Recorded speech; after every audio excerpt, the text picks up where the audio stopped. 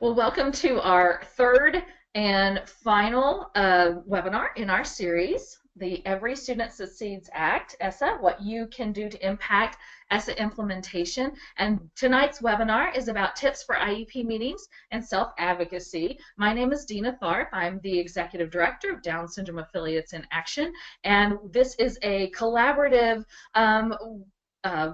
project between DSAIA, NDSC, and NDSS. And so our presenters tonight are Ricky Sabia, and she is the Senior Education Policy Advisor for the National Down Syndrome Congress.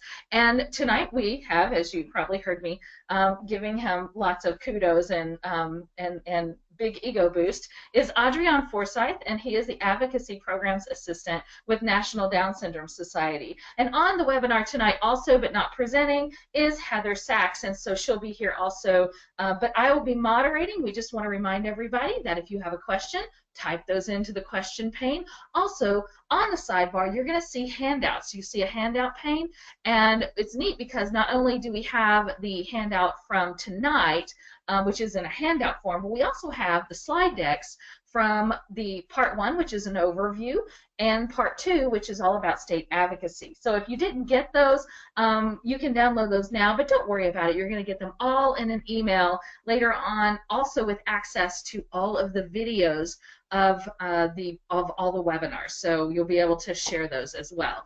And at this point, I am actually going to hand it over to Ricky and let her start the presentation.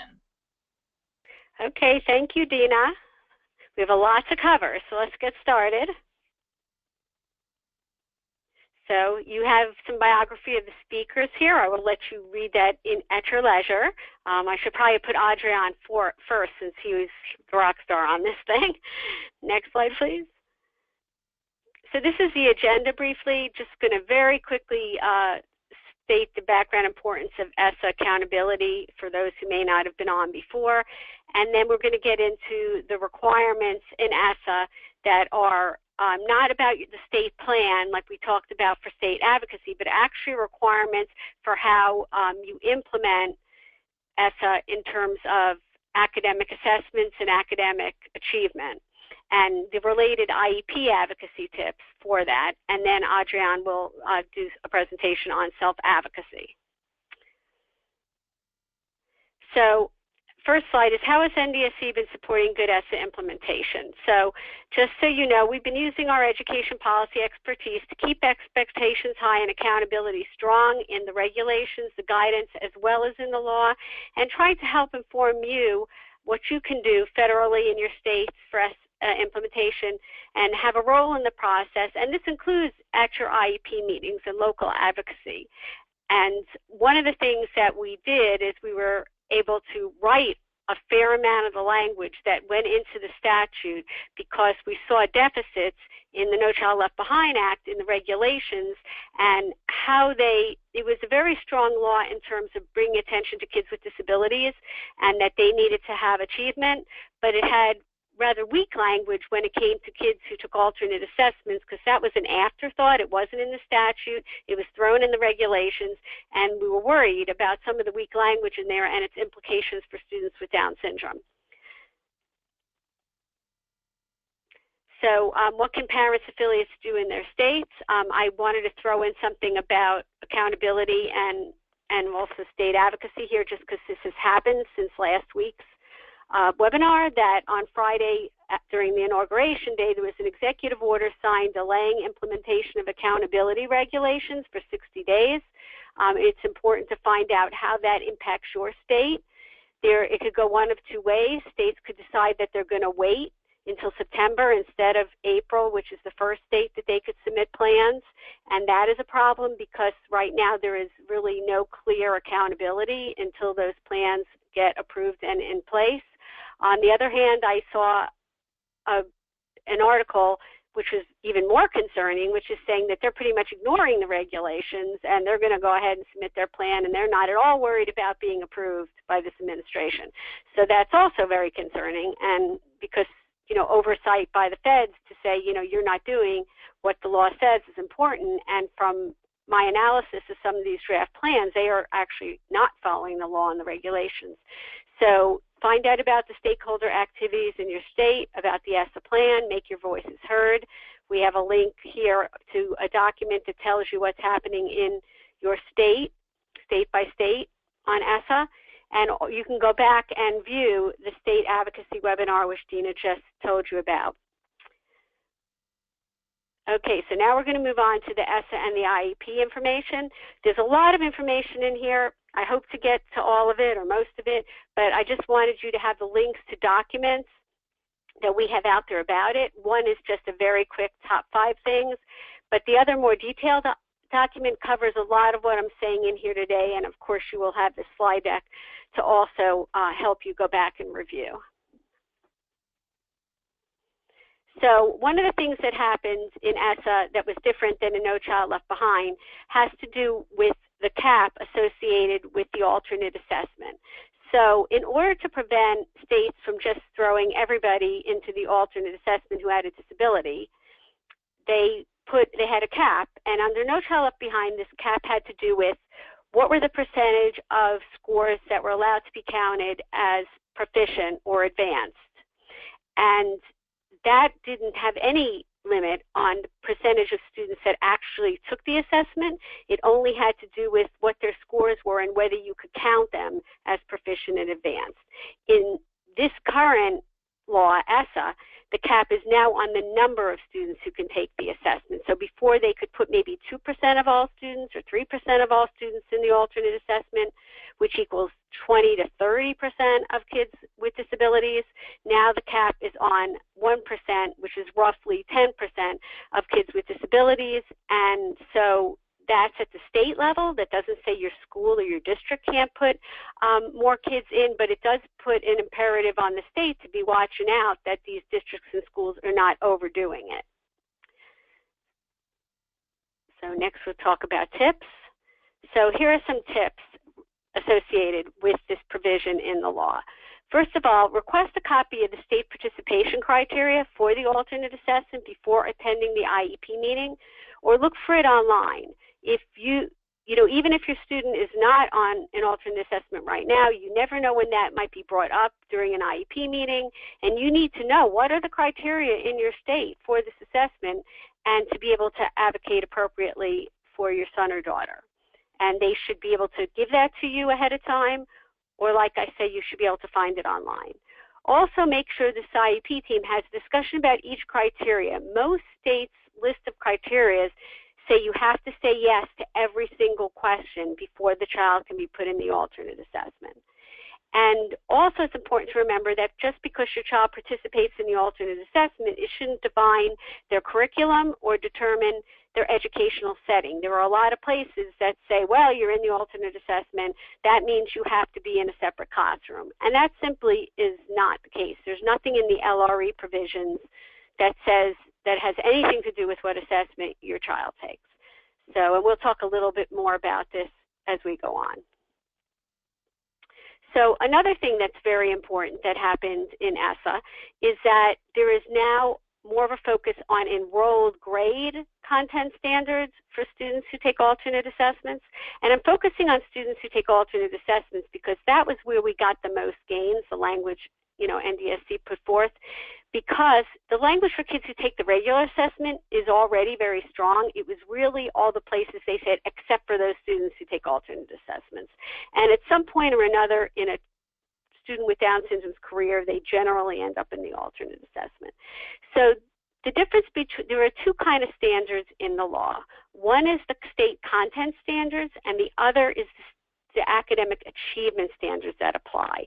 And this is very confusing, and I want to make sure you understand this. So every student, regardless of what assessment that student takes, is supposed to have an assessment based on the grade level, the enrolled grade, state content standards. So if your child is in a grade that's learning geometry and there are certain standards that are expected for all students to know by the end of the year in geometry, then your student, whether they're in the alternate assessment or the regular assessment, should be assessed on those standards. However, the alternate assessment is based on alternate achievement standards. And what that means is that even though the content is supposed to be aligned to the grade level content standards, the achievement, what is expected that that child will be able to do on those standards, is different. So it's a difficult distinction to make, but it's a very important one, because people who don't understand that all these students are supposed to be taught the same content, but how much they're expected to learn, and how many modifications and adaptations and accommodations may be different. That's an important distinction, because otherwise people think that kids who take alternate assessments who are in 10th grade are learning second grade material and they can't possibly be included. And so this is a really important distinction. And never before in the law did it say enrolled grade.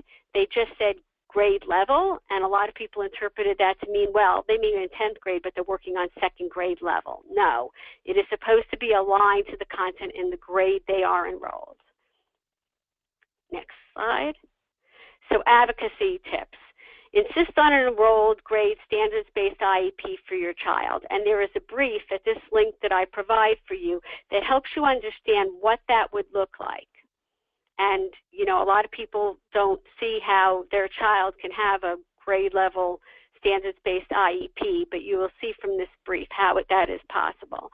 And then also the free appropriate public education faith discussion should be tied to enrolled grade standards.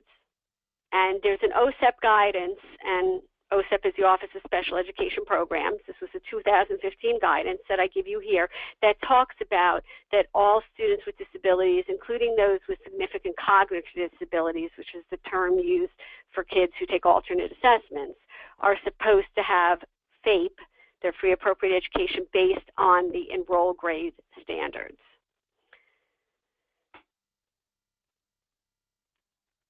So another thing that is different in ESSA is that it talks about, for the first time, preparation and being on track to pursue post-secondary education or competitive integrated employment for students who take the alternate assessment. College and career readiness has always been part of ESSA, and No Child Left Behind. No Child Left Behind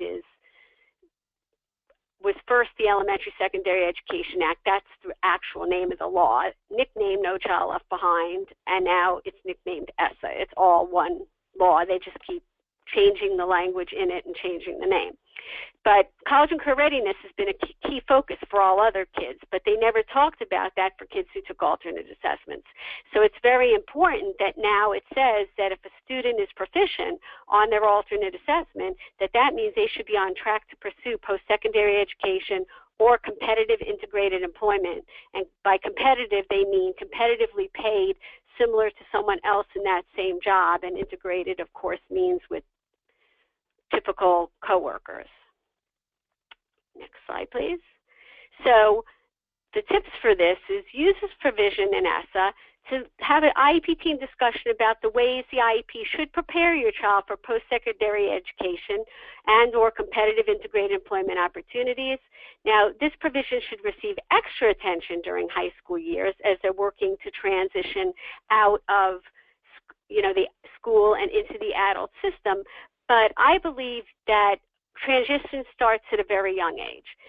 From the time my child with Down syndrome was in kindergarten or even preschool, I was looking for ways to make him more independent because I knew the years were going to fly by. So the difference between riding a special ed bus and riding the regular bus, if a student is able, the degree to which a student has an aide on top of them and a degree to which you can have accommodations or written instructions if they could read, or other ways to make the student more independent. The more independent they are, the better off they are as they get older in terms of having opportunities for post-secondary education or competitive integrated employment.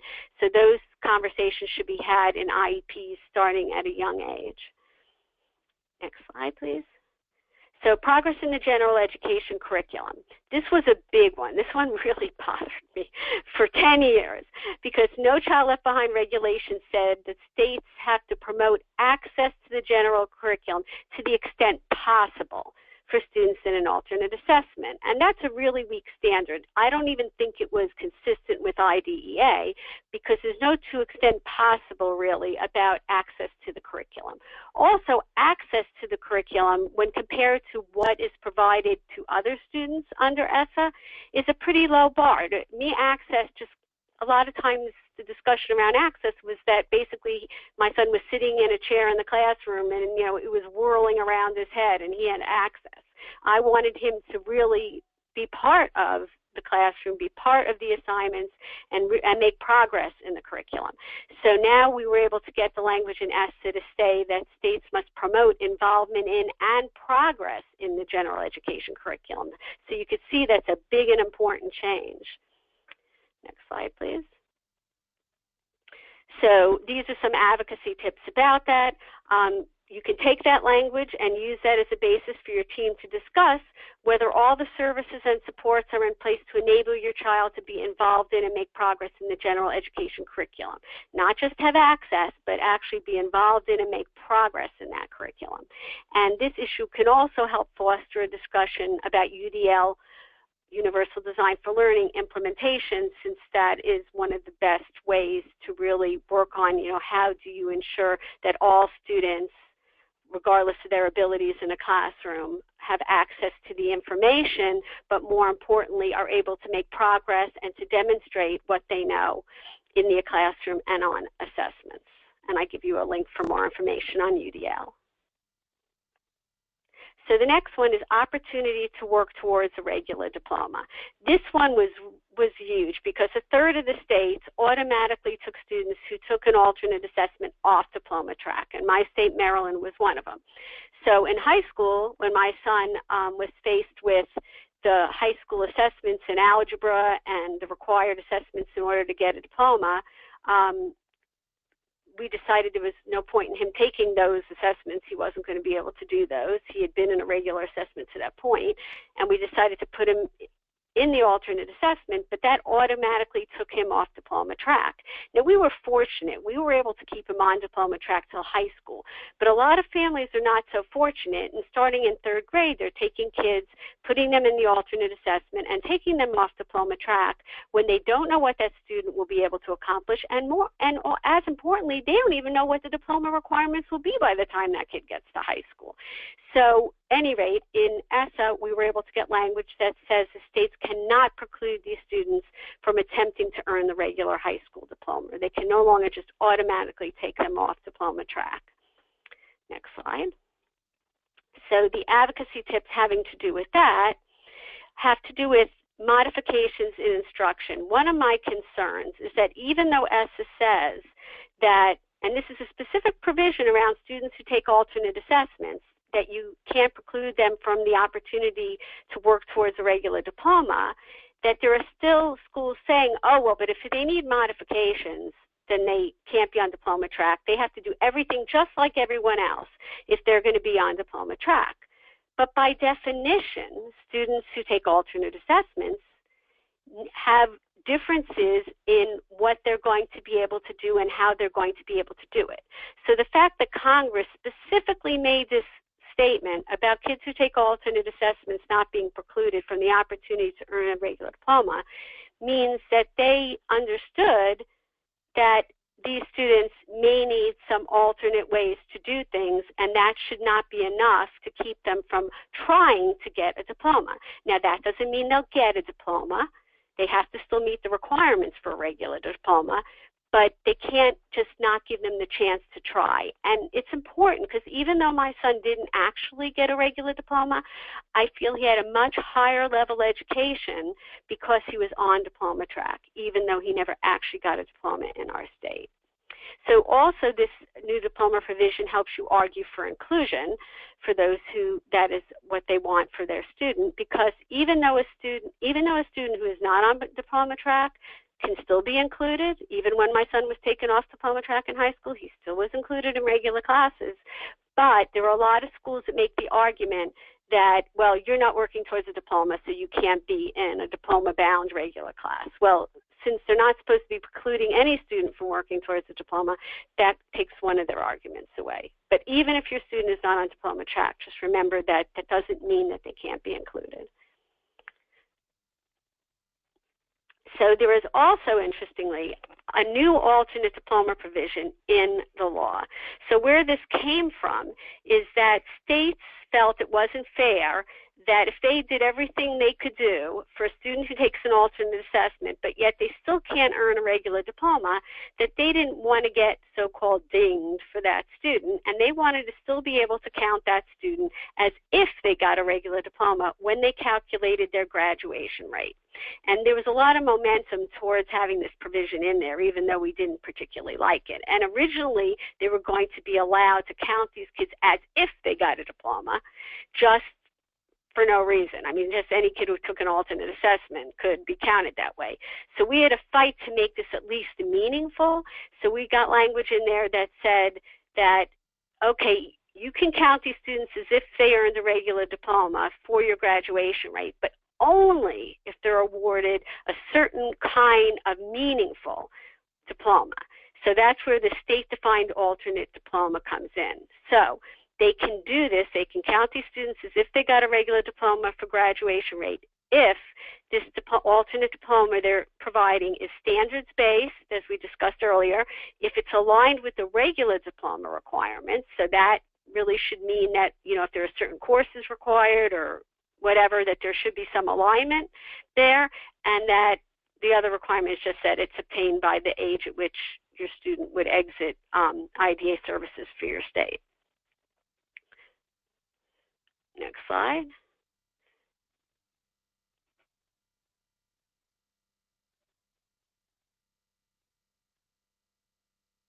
I need the next slide, please.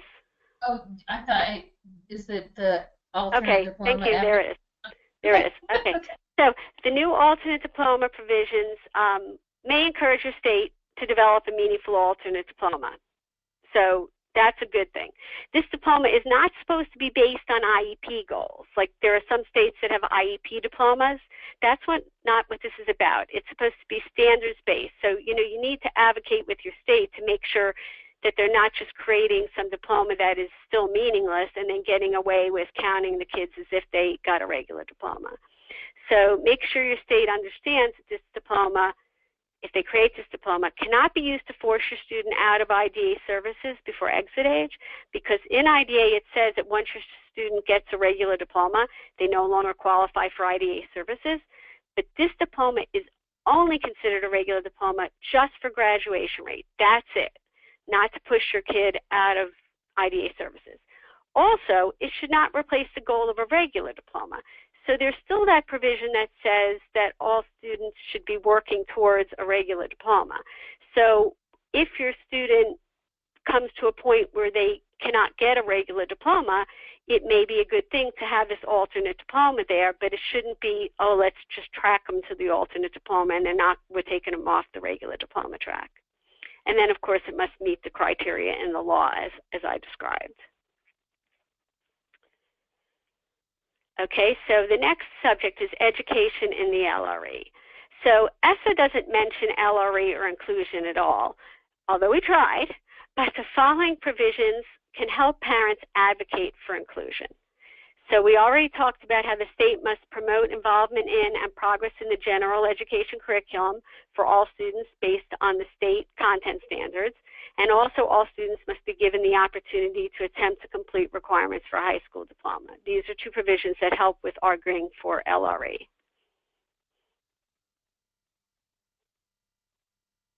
So the tips for this is to use these new provisions to undermine the common and illegal arguments that a student with Down syndrome cannot be educated in the general education classroom.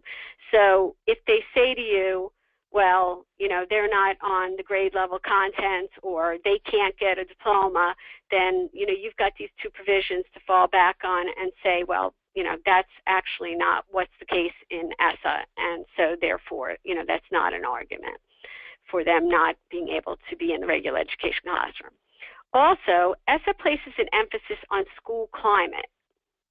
And school climate, I think we can fairly argue, is impacted by mass segregation of certain students. So when they talk about school climate, they say students should feel safe, supported, challenged, and accepted. And I think you will agree that if you are having seclusion of students with disabilities in large numbers, especially students with ID, then these students are not necessarily going to feel safe, supported, challenged, and accepted. And I provide you with the school climate resource, for talking to your school about school climate. Now, it doesn't necessarily get into our inclusion issues, but it is another way to have the conversation in language that they understand and is tied to ESSA.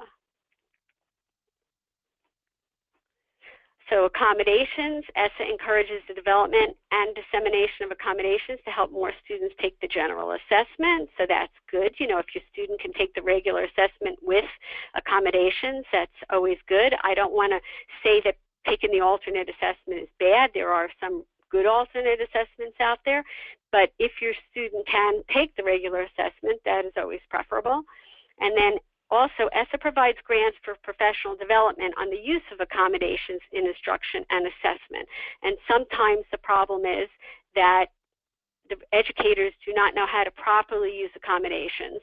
And oftentimes, they're not using it in the classroom, some of the accommodations, or the tools like the computer programs.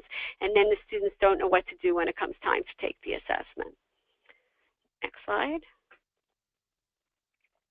So advocacy tips for this: to prepare for any IEP meeting, request a copy of your state's most recent accommodations policies. They have this all written out.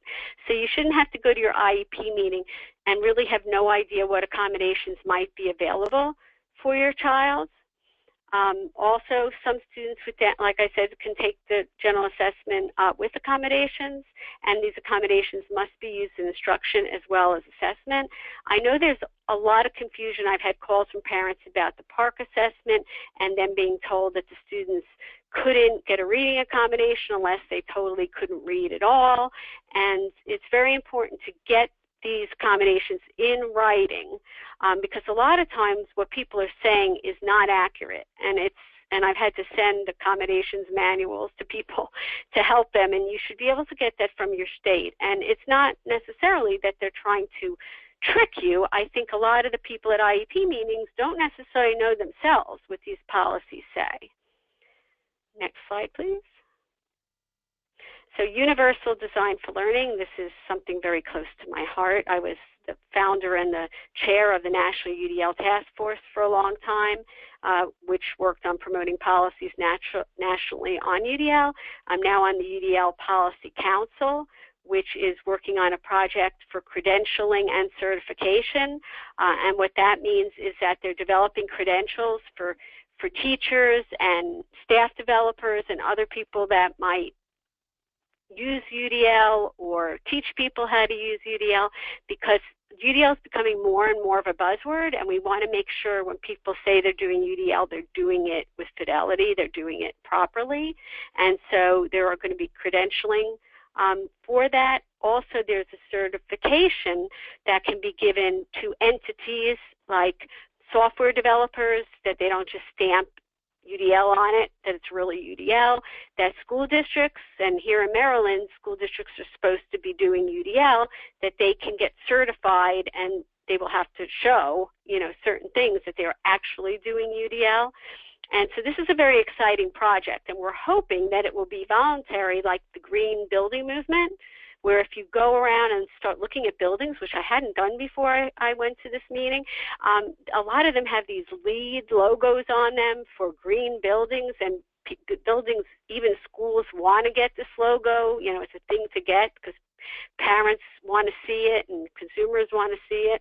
And so if we can get an interest in this, where schools and teachers, want to get these credentials and certification, we can really move UDL implementation forward. So I provide a link here where you can sign up and get more information on this credentialing and certification project as it goes forward. And also there are more resources on how to implement an UDL in the NDSC's ESSA facts and IEP tips. That was one of the documents I linked to when I started this section of the presentation. We probably should tell them, Ricky, that the typo in the UDL Center link. So. Oh, yeah. Oh, my gosh, yes. UDL Center, not ULD Center. We'll have to fix that. UDLcenter.org. Yeah. Well, Spellcheck wouldn't have caught that one.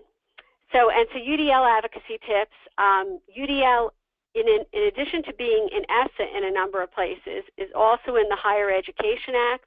It's in the National Education Technology Plan. So it's recognized as a best practice. And that's very helpful in advocating to get your state, your district. We're trying to get UDL in the ESSA state implementation plans because there's a section that's called Supporting All Students and also a section called Supporting Excellent Teachers. And implementing UDL would be a very good thing, and inclusion, to put in both of those sections of the state ESSA plans. It will be helpful for, as these credentials and certifications become available, that parents go out there and advocate for their use. So the first ones that are coming out are probably going to be about certifications for education technology companies and also for districts. So we will keep you informed about that. And also, right now, your school or teacher can have a UDL professional learning community or a community of practice. And there are steps for professional learning community at this link, and there is a community of practice that CAST has at the UDL Center that they can join. So there are things that teachers can do right now and schools can do right now to start implementing UDL. Next slide, please. So these next two slides are just how to stay informed with the NDSC, and I will let you look at that when you have a chance. And then also there is one for staying informed with NDSS. There you go. And then really, I know you've all been waiting to hear from Adrian, so I am passing it on to him. Do you want to, before Adrian comes on, do you want to take just a quick break and kind of go over a few questions that we've received while we're still on? That's up to you. I wanted to leave probably 15 minutes for questions for both of us, so we can do some now, some later, whatever you think is best. Well, I think we're seeing a lot of questions or a lot of comments and things that are in place now in Ohio or in different states, and I think maybe maybe the thing we need to talk about a little bit is that once these are in place, in Ohio we have extensions to the standards that are banded by several grade levels. Does this apply in Ohio? In our state there's one diploma with 3 pathways. So when this goes through, maybe you should just kind of discuss how the current environment is going to change. Well, this law is already in effect. So unless they get rid of this law that they just signed, which I highly doubt, these provisions will be there. The thing we're worried about is what's going to happen with the ESSA state plans, how your plan is going to implement accountability to make sure that students are achieving, and that's what we talked about in the last presentation. Now that is still important for this purpose because even though all these provisions I talked about today are in the law, they are required, they're supposed to do this, they're already supposed to do this, they are effective now. If your state does not have really any accountability for what happens in schools and how kids do, it may say that my son is supposed to be, working towards a regular diploma, but no one's watching the hen house and they could be playing Barney. So, the accountability is still very important. But as to diplomas right now, as far as I know, there is no state who has submitted yet for review a diploma that qualifies as this alternate diploma where they can count them as if they got a regular diploma. That would be something that they would have to come up with, and it probably wouldn't be any of your old diplomas, or it may be with some tweaks unless you already have diplomas that are aligned to grade level standards and aligned to the regular diploma requirements, which I really don't think most states have. As to having extended standards, it really depends on what they mean by extended. If they are aligned with the grade level content, it is okay if you are working on some prerequisite skills as part of that. And an example would be, say, child is in 10th grade.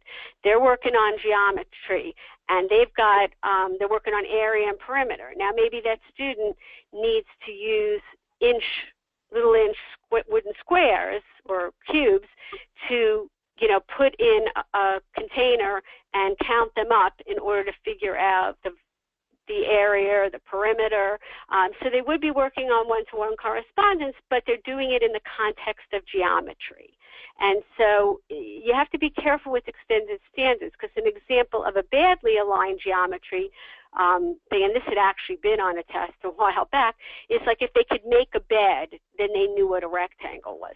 So it really depends on how, that it actually looks like something that's on the grade level content, but you could still be working on some skills that are prerequisite skills while it's taught, and it's very complicated, but I hope that that example kind of helps a little bit.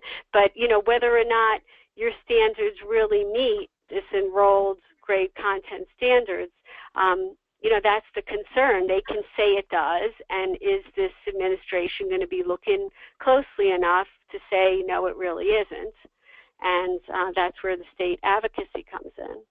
Great. I think they actually said that did helped with that explanation. So, all right, I'm going to let you move on. We have some more questions coming in, but we will hold those. So we have, the celebrity coming up. So yes. Adrian, it is your turn at the mic.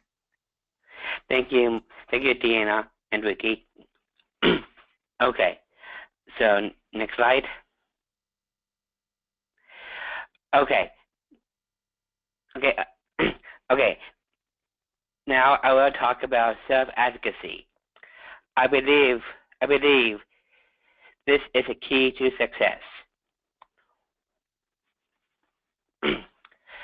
Self-advocates should participate in and be tuned in during IEP meetings, and if interested, be involved in local and state and federal advocacy efforts. Of course, this should be part of full community inclusion. Also, PowerPoint presentations or written documents can be used by self-advocates, regardless of reading or oral communication ability. So I wrote down notes. I wrote down a written document notes for this webinar tonight. Also, helping your children understand their options for post-secondary education and employment from a young age will help with goal setting. So I can relate to this because I went to George Mason and worked as a congressional intern. It was a great experience. Next slide. Great. So this slide is going to talk about how to involve self-advocates in schools. Here are ways to participate. Speak up during IEP and transition planning. Be informed, ask questions, and give answers. Plan ahead to think about what you want. I started going to IEP meetings in elementary school. Also, get involved in extracurricular activities, such as school president and the school newspaper. Another way to participate is advocating for classroom changes / resources like a designated friend to shadow them in general classes, or using calculators if they are getting stuck in a math problem. And experience with a private tutor. I was in elementary. I was in elementary school when I was having trouble in math. My parents had a friend who was an undergraduate who helped me in math outside of school. Now I am good at math. I can calculate the tip at restaurants and do mental math. Yay for me.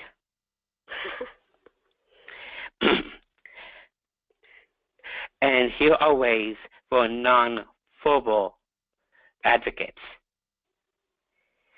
They should get notes from teachers, also use of iPads to take notes. And do not take over. Find creative ways to have nonverbal advocates express themselves. So be patient. Next slide. Here are ways to advocate in the community. There are different levels, branches, size of the community, and the people included can define communities. Below describes examples of this.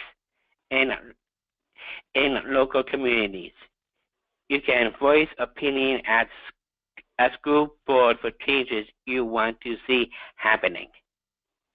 For local and states, there are programs such as Upstream.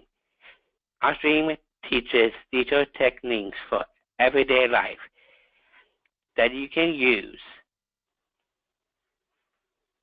At events such like the Buddy Walk on Washington.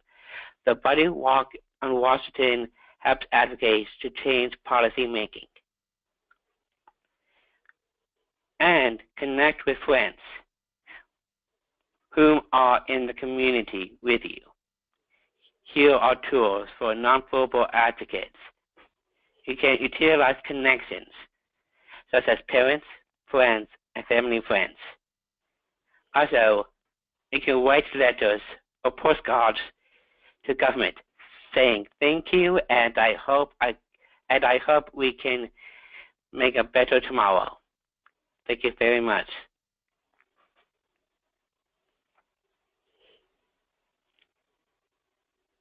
Wonderful job. Wonderful job. So now we're to the question pane. Dylan, so I wanted to remind everybody, if you do have a question, type that into the question pane on the right sidebar. The handouts are there as well, but we will not be unmuting anyone because we have so many people online tonight. So just type that question in. And Ricky, are you ready to start taking a few more questions? I'm ready. Thank you, Adrienne. That was fabulous. Did a great job. That's so there was one about accommodations. We'll go back to that topic a little bit because someone has said, would an accommodation list be helpful even for a child just in preschool? Well, there are two different issues with accommodations. I mean, accommodations can be used at any point, you know, in terms of what are the things that would help a student participate at whatever level they're in. When you get to the age of state assessments, or really any assessments, then it also becomes about what accommodations are allowed to be used on that assessment. And so when if a child's in third grade and they're going to be taking a state assessment and you decide at your IEP meeting what kind of accommodations are needed for that assessment, and they're also supposed to be used in the classroom, and sometimes they're not used in instruction, and then the student doesn't know how to use the accommodation when it comes to the testing. But in terms of just the accommodations in general, you know, you have accommodations in life. Like my son moved into an apartment and he couldn't use the key, and because it was rusty and the door was warped, and so we got an accommodation to have, you know, one of those dial where he dials a combination. I mean, that's an accommodation having nothing to do with school or testing. So there are those kinds of accommodations that are useful at any point in an individual's life, including preschool, and then there are the ones that are related to assessments and instruction. And then another question about the alternate diploma. Is there any danger that a certificate of completion will become the alternative diploma? No, I mean, no, unless, I mean, I never want to say no anymore because it really depends on whether this administration is going to just totally look the other way. But the statute clearly says it has to be standards-based and it has to be aligned to the requirements for the regular diploma. And all a certificate of attendance says is that the person was in a seat in the chair for 12 or however many years. So there is no way any reasonable person would consider a certificate of attendance to be the equivalence, unless your state had a certificate of attendance that actually had content standards in it and was aligned to the regular diploma, which I doubt. Great. Adriana, question for you. You talked a little bit about going to your IEP meetings. Exactly when did you start going to IEP meetings? Before high school? Yes, I started going to IEP meetings when I was in elementary school. Of course, back then I was a child, so all I did was just to listen and learn. And that's what every kid should do, is to learn at an early age so they can get ready for high school. Now, I have a question. Demand what they want. Great. I have a question for you, Adriana, about going to IEP meetings as a young man. So when did you start, and how? I guess maybe when did you start, and how did you start being more involved in, the actual IEP, and like when did you feel like you were starting to be really involved in the decision making? I would have to say it was my final year of high school. I told everyone that I wanted to go to college because my brother can, and so I told my team I want to go to college, so let's find ways for me to go to college. And that's how I got really excited in the meetings. Good deal. And do you have advice for other self-advocates on how, like, what they should be, like, if let's say that someone's in middle school or going into high school, what would you tell them to ask in meetings? What would you tell them to try to get involved? You can ask,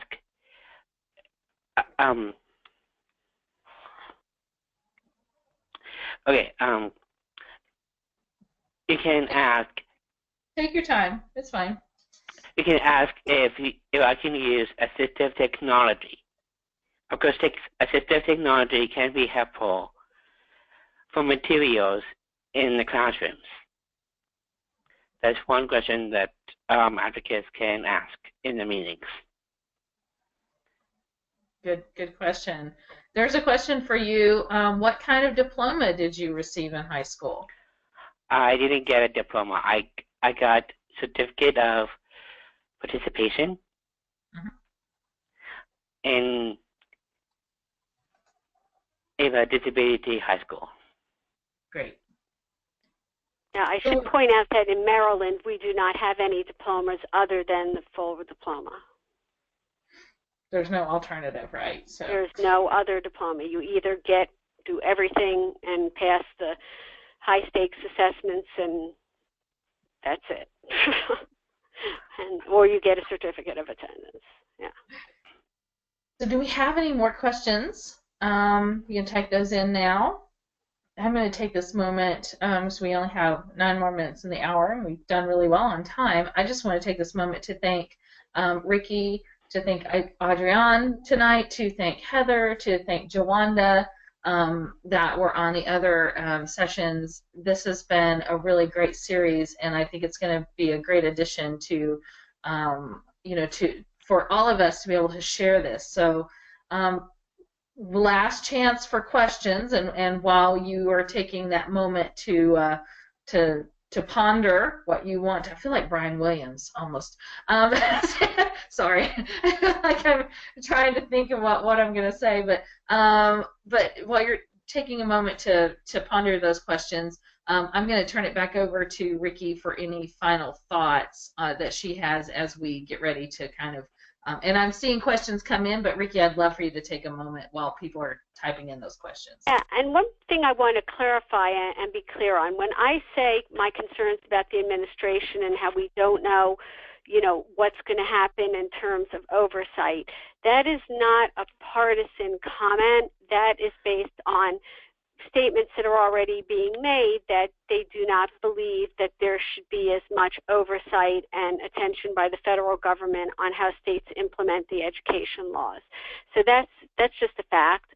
For those who might feel that's a partisan comment, it's just what we know about how things will be going forward. So we hope that our regulations will stay in place. There is some danger to the regulations being repealed that we talked about in the last webinar. These are the rules that flesh out the law and that tell states how to implement, and we will be in better shape to make sure all these provisions are actually implemented if we keep those regulations. We just have to see going forward. But the most important thing is that if you can get your state to do the right thing and implement the law properly. One thing we know from ESSA is that the law itself put a lot of discretion back in the state, which means it puts pressure, unfortunately, on families to advocate, but there are also other groups in your state, like the parent centers, like the disability rights folks, like the ARC. You know, there are some of the states have state Down syndrome advocacy coalitions, you know, that can band together and they can work on this together. So you're not alone. There are groups that may be able to take the lead if your group doesn't feel you can take the lead. But it is very important right now to be looking at that state advocacy plan and making sure it gets to the government in good shape, because that could be, you know, a last chance, and that is going to stick around for a very long time. And like I said, the things we talked about today are in the law. They're supposed to be done. They're not dependent, literally, you know, specifically on that state plan document, but without accountability, whether these things actually happen, it can make a difference. Okay. So we got to thank you for the series. We're very happy to bring it to you. And the question about how soon will this be available to review, I don't know if you're talking about the webinars or you're talking about anything else, but as far as the webinars go, we'll have those posted later on the channel, and everyone will get an email. So as far as posting them or links to everything else, they'll be available, but it may be a couple of days before we get them all up.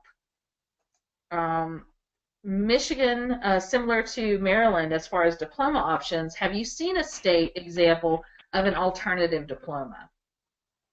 There are lots of states that have other diplomas. Whether they are actually a good option is another deal. For the most part, a lot of states have what they call IEP diplomas, which base a diploma on whether or not you met your IEP goals. And you know, there you can argue both sides as to whether that's a good thing or not. You know, you could check the box maybe on employment and say your kid got a diploma because it's called a diploma.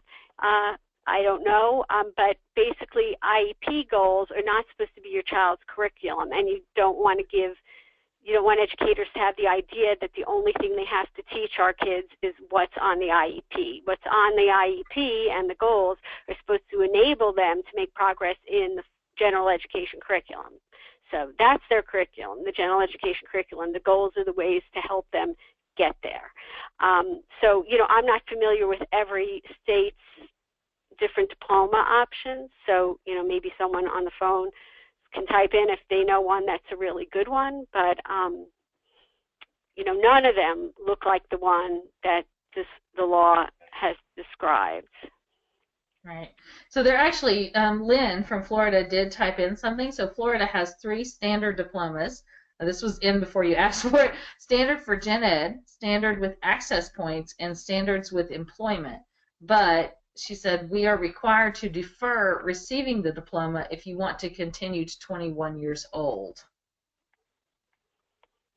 Yeah, and like I said, for a general education diploma, if you get one that's actually considered the same diploma as every other student gets, that's where you can have an issue where the student may, and if they get it earlier, say 18 or 19, that then there could be an issue where they then no longer get services till age 21 or whatever your state says. If they get a general education diploma but not till they're 21 or whatever age your state says they exit IDA services, then that's not an issue. So our team at school is really great, but my guess is just by listening to this webinar, I know more than they do about this subject. How would you go about educating them about the things you've shared with us if you were me? Well, when my son was in kindergarten, I actually went in there and was telling him all about IDA 97 and, kind of doing it in my lawyer-like way, and that didn't go over really well. So I would say, you can, first of all, you can give them the link to this webinar and encourage them, say you listened to a very good webinar and it talked about how the new law applies with IDA and, can impact the IEP, and, encourage them to watch it. You can print out the documents that I provided links to in here and just say, you want to share some information.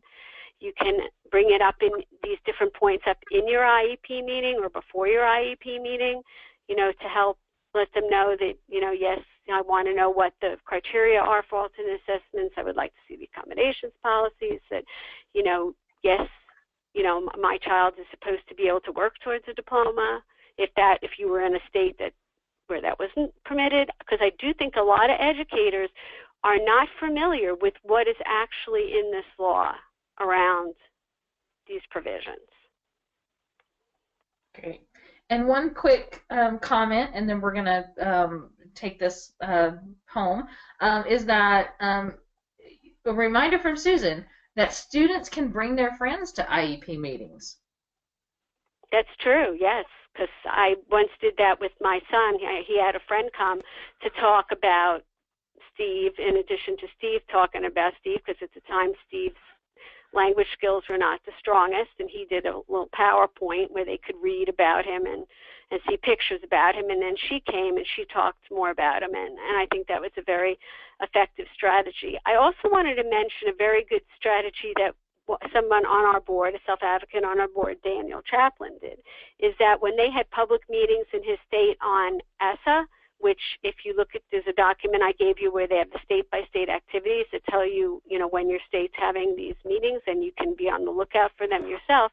He went, and even though he didn't know all about ESSA, he got up and he talked about, because he's 25 now and he has a job and all of this, and he talked about how he believes in inclusion, and he got up there and talked about how important it was to be included and what a difference that made in his life and his ability to get a job and pay taxes and not need a lot of supports, and that he felt that there should be attention to UDL and inclusion in the state plan, period. That was fabulous advocacy.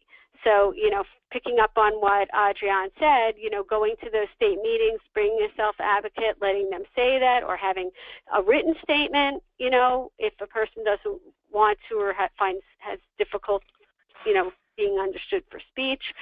There are lots of ways that if your self-advocate has an opinion on education that is not very technical about ESSA, but, could fit into that concept, it would be very useful to have them advocate for your state plan.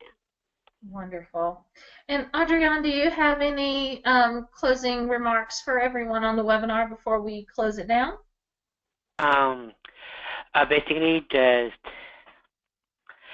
Basically just really participate, really encourage kids, and for advocates who are listening. Great. For advocates who are listening. And I hope there are self-advocates right now listening to you, or that their families will show them this video after the fact. Right. And for self-advocates, for advocates who are listening, your parents, your teachers are not really in charge of you. Even though they are in the IEP meetings, you are in charge. You tell people what you want and how you want to get it. So that's what. So that's my advice for you.